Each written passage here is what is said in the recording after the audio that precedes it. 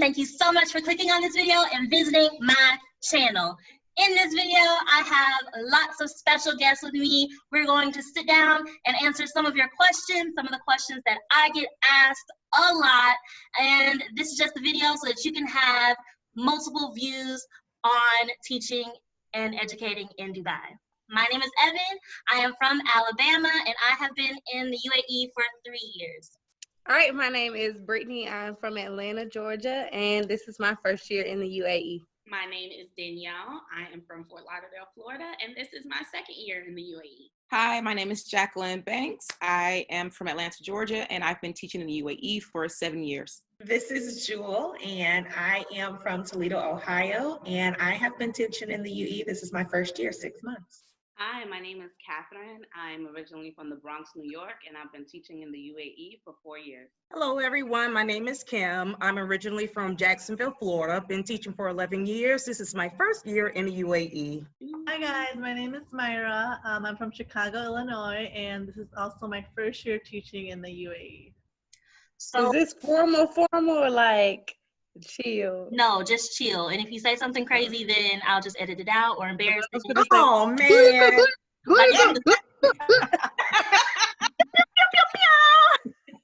If you need to redo it, then just. What are the pros of teaching in the UAE when compared to the US? For me, it would be behavior. I would say that I don't have as many behavior problems or as serious my behavior issues are not as serious as they were in the US. I've mentioned on my channel that I was in a student fight. I got punched in the chest during my first year of teaching, and yeah, nothing like that has happened. So for me, it's behavior.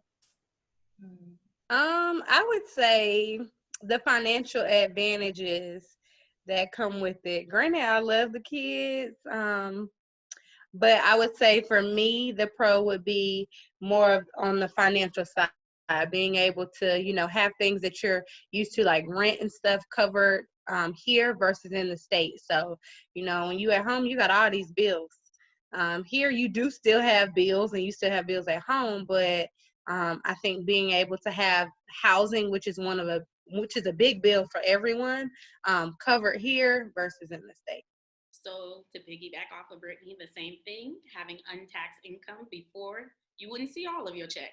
Now you get to see all of your check. Yeah. And it's just a beautiful thing. No take. Hello. So same for me.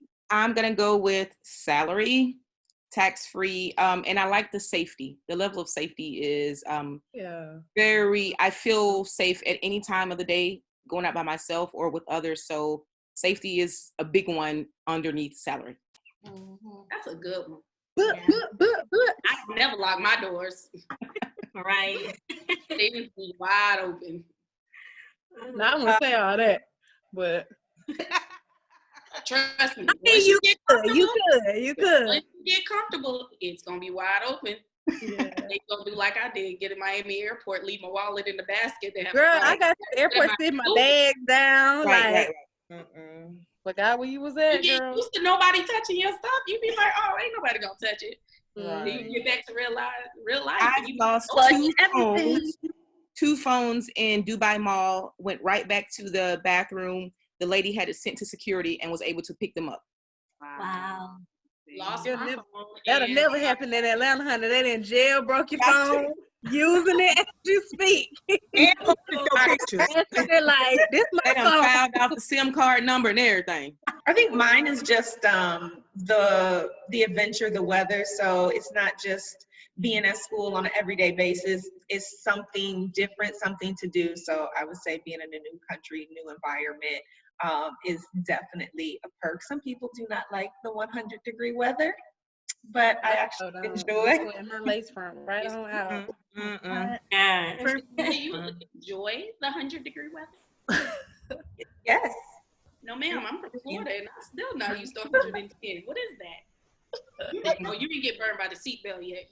That's 110 at midnight, though. That's at midnight. I also think the relationship with the kids and the parents is completely different. I've met amazing parents that treat me like I am their daughter, like invite me, like treat you like I'm their own. And I think that's really wonderful. And just the relationship with the students, like back home, you couldn't hug, you couldn't even touch them, like nothing. Whereas here, it's like they hug you and the parent, it's just a totally different relationship. And I feel like this year really built like closer relationship with my students. Whereas in the States, I really didn't do it as much because of that reason. Can I add to yours, Myra?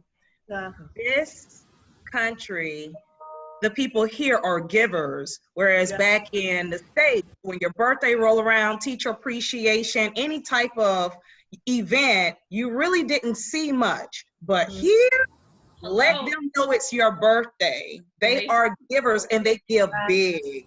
So that was something that was just, it was mind-blowing to me. Y'all saw my table. I had a table full of gifts and I didn't say anything. I told the kids and they told, because it's a big deal. You know, when the kids hear your birthday and they share it with their parents, it's a big deal. So that was really surprising. That's a very good pro. Okay. Y'all look at Brittany. Look at Brittany with the ring light. Look at Brittany with the ring light, y'all. Oh, girl, her get the little light right in my face. Cute. Girl, you doing it with the little Radisson little light. Look at Cat though. Look at Cat sipping on the tea while I said that. Look at Cat. Look. Girl, I got my little. You got to close the cat and show your hair color. Man. Baby. Yeah. Teammate. Yeah. Look at him. Let me get mine. Oh, let me Be Free Creations. Yes, Be Free Creations. We do it all at the trap house. What you need? Mine all empty, but I want to be a part. Mine all empty. Go ahead and plug. Talking about some trap creations. Look, Be Free Creations, whatever you need. We make sweatshirts, nightgowns, glasses, grits, wigs, grits. Right. You name it. Sorry, we're gonna have a quick question. So thumbs up, thumbs down. Do you prefer teaching in the US over the UAE? So US? Do you prefer teaching in the US over the UAE? It's like, Why are you halfway, Myra? it has its perks, like, you know, teaching, being at home, like, you know, I feel like here it's everything just go with the flow kind of thing, where back home it's like, no, there's strict guidelines, and I like that concept. And here I learned to adjust. It's like one day you have one thing and then the next day be completely different. And I'm like, oh my God, it's just, I don't know, that. But traveling, obviously I couldn't travel as much because of Corona, but that's a perk being abroad. It's so cheap to go from anywhere basically from here, whereas the US it's like $1,000. Yeah. I would say, Myra, just to piggyback on what you're saying, being here so long, you get used to it. Like when I was working in the public schools, literally I would walk in the door and you're going on a field trip. And I'm like, what? So it's like, yeah, go ahead, you go on field trip. You go to Healy Fun City. Really? So literally it happened like 3 or 4 weeks straight. I just come in, Miss Jackie, you go on field trip with girls today. Okay. And it's just like, we just get used to it. All right, I'm going on field trip today. So like going with the flow after a while, it's like, yeah, okay, whatever, inshallah, no problem. See, for me, see, I like to be nice and balanced. Like I like stuff to be very organized. I like to know what I'm doing. I like to know when it's going to happen. And so the fact that this country comes with, in the education system, comes with so much uncertainty, like that ruptures my spirit.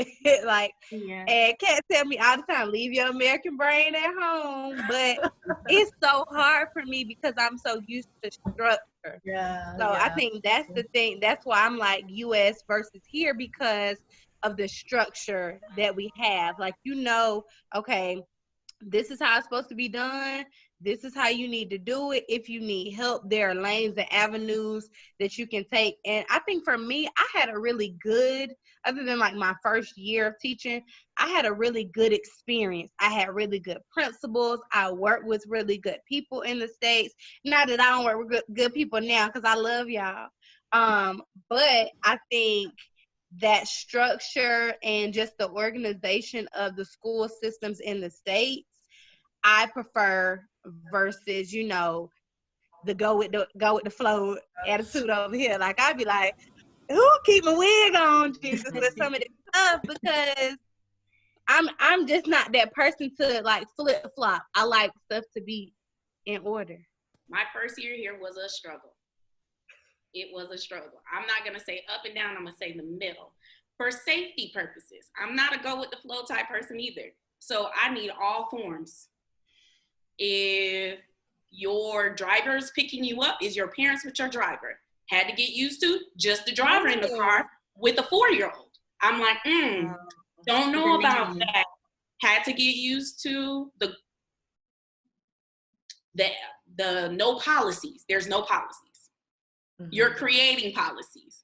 So then that takes you back to how long has this country been open and how long has the educational system been? So then you realize why they seek American teachers so much in different countries, not just here in the UAE, why they seek for us and why it's so easy to progress here than it is in the States, because you're bringing all the knowledge from there to here. So for me, it was safety. I'm like, he can't go if we don't have a list. Does he have a sign out sheet? No? Okay. And then my old boss had to pull me to the side. You cannot say no. Why not? I want to jump on what the three of you guys just said. So basically, that was a struggle for me during my first year. And it's something that I got accustomed to, just like how Jackie said, inshallah. That's literally what it is. Everything goes by inshallah, literally.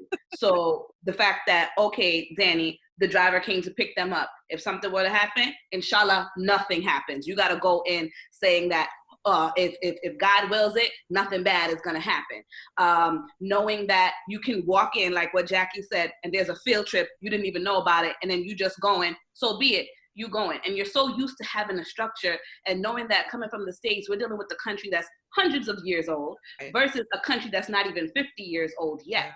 So I basically had to relearn how this culture is, with just basically saying, okay, even when it comes to holidays, it depends on, inshallah, if the moon is sighted.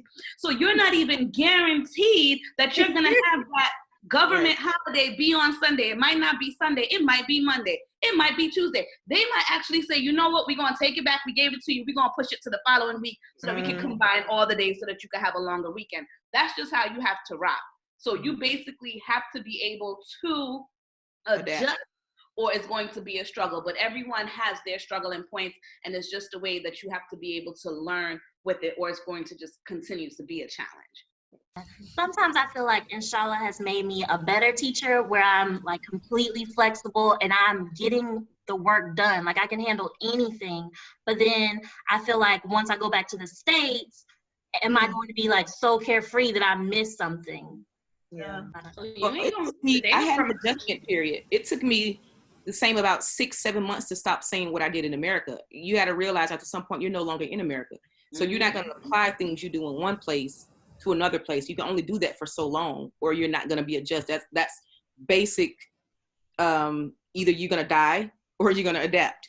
That's just how that works. So after a while, eventually, I'm sure on some aspects, you'll kind of cave a little bit. So I pick and choose the battles that I'm going to fight. Everything is just not worth it. So it's like, okay, I can give this a little leeway, but this one, like, no, I'm going to stick to this one. So it's like, inshallah, okay, inshallah. But it's something I'm just like, no, this is just not going to work. So you kind of pick and choose. But after a while, like all of you have said, it's Evan, like you said, you really get used to it. It's like, why am I concerned about it? Like, this is what they normally do, and I'm not here to change their religion. I'm here to change their culture. I'm here to teach English, or I'm here to teach content. So, you kind of slide in between the things that you're used to doing and things that you don't think make sense. But eventually, over time, it's like, hey, this is how they do things, and I'm just going to see where I fit in with the way that they do things. What are the kids like? Now, when I ask this, people want to know, people usually ask this to say, like, are they smart or are they lower than our American kids? I always tell them, like, that's not a question that I answer, because kids are different. They learn at different rates. You know, we're not going to talk about nobody's child's mental ability, okay? So let's describe the children like Emirati style. What is an Emirati child like? I would say it's not even so much the kids, it's the parenting style to the child, I would say is the biggest adjustment, because I've worked with, like, you know, privileged kids that come with money. I've grew up with some of them. So I think it's the lack of structure here for the parenting side versus it is in the States. Because you can have privileged children in the States, but that are very humble, that, you know how to still work even though they don't have to work. Here, it's like they don't see that side, so they don't know that side. But I mean, your first set of teachers are your parents, in a sense. So it's just like, if you're not being taught, you know, how to still be humble when you have it. I feel like that's the difference for me. It's like I have some very sweet kids, like very nice, very polite, but then I also have some that, you know, they are the only child, and they act like the only child, and they act like the only child all the time, and they don't know really how to socially, you know, share or, you know, be around other kids without expecting stuff to be done for them. I think the independence, like my kids in the States are very independent, but it's because they have to be. Like, your mama is working 2 or 3 jobs, your daddy may or may not be there, so you're having to raise like, I've had 5th graders raise their younger siblings, where here, you know, the nannies are taking care of me, the cook and the driver and everybody else is, you know, making sure I'm okay. Versus like these kids in the States, they fending for themselves. They cooking meals for them and the family, because, you know, that's what they have to do. So I feel like, you know, the kids here don't see the struggle as we may have seen it growing up. And they may never know that side of the world, because that's just how they're brought up here. I mean, it's not a bad thing, but I feel like you do lack certain life skills and certain life traits when you're not, when you don't have that, when you don't have to really go through that. Can I add to that, Evan? When they graduate high school also, because I'm coming from a secondary background, when they graduate high school, if they don't have, I think it's 95, it could be a 90, but if they don't have at least if they don't have at least a 95 average, then they have to go into the military. The boys do. Oh. They have to go into the military as being an Emirati citizen. If they have above a 95, then they can go straight into college. But if not, then they will serve in the military for at least a year. Then they can apply to college. So for me, I would say public school, I taught girls, and public schools have like more negative, people see them in a more negative light. So I had all girls. I actually had really good girls in Alain, but they are very chatty. So if you want to know what teaching girls are like, if you're teaching all girls, they talk a lot about everything all day long. You don't know what it is. They just talk a lot. So chattiness with the girls.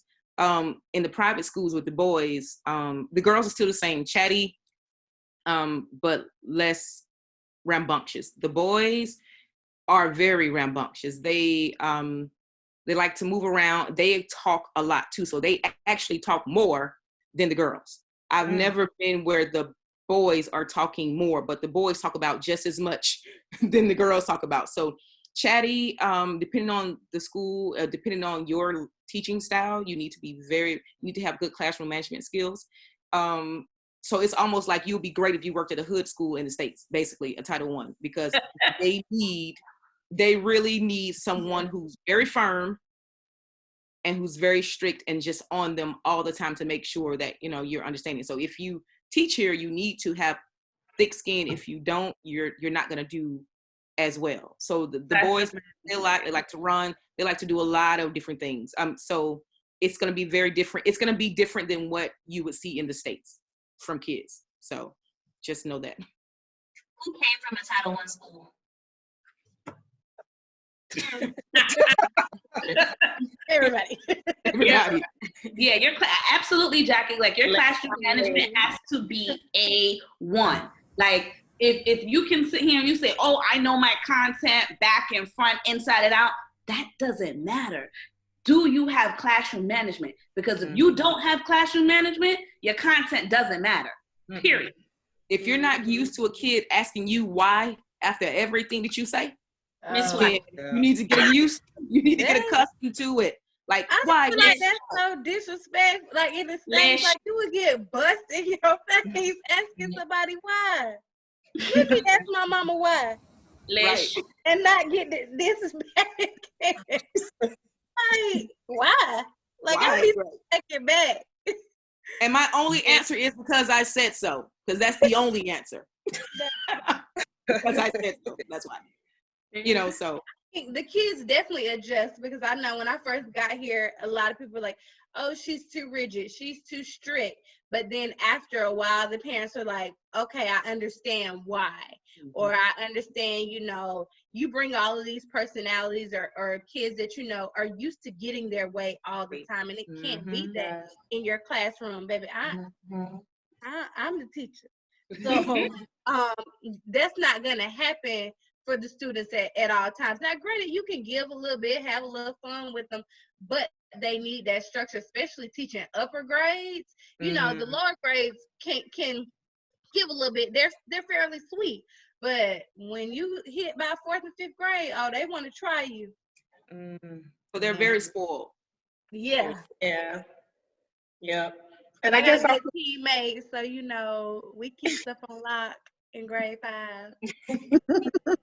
Grade 4 don't play either. Well, I'm the drill sergeant in Warden grade 6. 1 and Warden 2. We have drill sergeants, we have wardens. Maybe the whip is cracked over here. Grade 5, the gang sign, show them who you are. Grade 5. Grade 4, where you at? 4 represent. Gang. Danielle, what grade you teaching? This year, kindergarten. And Myra? 3rd grade. And then okay, do you have an important lesson that you love to teach to these kids? Black history. I knew it was coming. I knew it was coming. Yes. I love teaching Black history. They have no idea what it is. They have, and then teaching them like this really happened in the country that you dream of going to and visiting. It's watching their faces is amazing. And I teach 1st grade, so I usually stick to like Ruby Bridges, and then just teaching the vocabulary of like segregation, bus boycott, things like that, and they get it. But it was always something that I wanted to make sure whatever classroom I stepped foot in, you were going to learn about Black history. So that didn't change once I hit the sandbox. So and it's important because I'm Black. Like I'm the first African American that a lot of these kids have seen and especially have had as a teacher. So I want to teach them about my culture since I'm learning everything about theirs. Here, I just do follow the directions. I'm just excited to follow the directions activities. Like that first 2 weeks of school, I'm just like crazy because they cannot follow a single direction. So literally, I'm like, just put a star on line 5. Write your name at the top right of the paper just to see who can understand English, who can basically just follow a direction. I understand that we don't meet them halfway when we don't speak any Arabic. But like, this is what we're here to do. And we're told that you speak English when we come. So we're expecting some level of it. But like, just follow the directions for me is just so lovely for me to do. I think for me, like exposing them to like science labs. Because one, I think, you know, science is not taught with fidelity in a lot of countries. It's often left kind of like on the back burner. But then back in the States, you know, 5th grade, they're heavily tested in science. So, you know, that's where I got my passion of, you know, teaching science. So it's like coming here, really being able to expose them to different things in the world that they're not used to, or, you know, the fact that the climate doesn't change that often here. So learning about the climate in other cultures, just things outside of the UAE. I get, everybody is so excited about, I want to go to America, I want to go to America. But then people in America are like, we want to get out of America, we want to get out of America and go somewhere else. So just being able to teach them about different locations that a lot of them may travel to, because out of my family, like, oh, well, I went to Georgia this weekend and I'm in London this weekend, and miss, I'm traveling here. So then they get to see and experience other places and get to experience some of those same things in science that we discussed in class. So. I've noticed for reading, I love teaching ELAs, like reading, writing, and all those things. I've noticed that prior to me, it seems that like a lot of teachers did not really do read alouds with them. So I love reading books to them. And just before quarantine ended, I was reading a book, and this little boy's like, Miss Myra, how do you change your voice like that? How do you do that? And it's just like, I never thought about it, but just exposing them to all these like books that I love reading back home that they've never heard of, it's just great, because then they go home and they like investigate. I found a new book by this author and this. It's just really cool to see that they enjoy reading and the books. I'm gonna piggyback off of Jackie with following the directions, because even though we're supposed to speak English, if you show some type of interest in speaking Arabic, they will respect you from here to, oh, you want to learn? Yep. How do you say hello? How do you say goodbye? What are some of the little slick words that they say? And then when you start catching it, it's perfect. I had a student call a teacher a potato. And I tried not to laugh because she said it in Arabic. And I was just like, that's not what we say. But she called her a potato. So I was like, okay, this is what it is. Some of the other names that I heard. Like in the States, get called some different other names. So. Inshallah. Mine is Fukarat. Assalamu alaikum. What alaikum salam? There you go. These are hello greetings. Uskut or chup chup. Oh, I was going to say that. Tell them what it means. What does it mean? It means shut up. It Be means quiet. to shut up. Which they all say to each other.